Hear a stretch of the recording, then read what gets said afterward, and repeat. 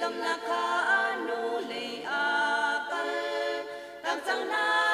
usi atamatin mi zon biang na ka puin san kai lau mi rian na ka lau ta kin Giêsu zau in kal na usi boy pa Giêsu pa su fe te in mi zau chi Giêsu zau in mai le ya ka na usi boy pa kan patian na asa ka chun boy le ya chun kan kal ko shim câu lai patian kan sum na ka sham in dom than leng mang si ti lo in Giêsu kha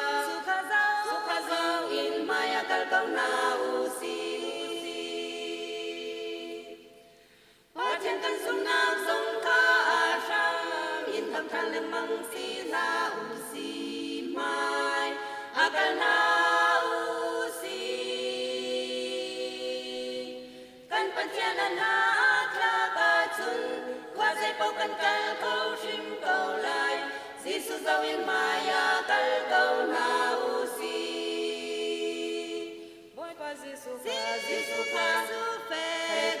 te in mi zau chi Giêsu zau in mai le ya ka na usi boy pa kan patian na asa ka chun mai le ya chun kan kal câu shim câu lai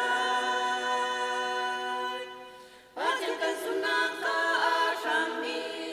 dom than leng mang si ti lo in Giêsu kha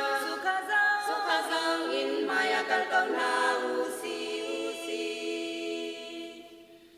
pi ta song Giêsu i zau chi in ti chung an ngam te in akal su kha zau lo in akal ti ka apil chu kan hal kan ni mel te zong Giêsu zau in mai le ya lung roalin kal câu na usi boy pa Giêsu pa su fe te in mi zau chi Giêsu zau in mai le ya ka na usi boy pa kan patian na asa ka chun mai le ya chun kan kal câu shim câu lai patian kan sum na ka sham in dom than leng mang si ti lo in Giêsu kha zau in maya kal câu na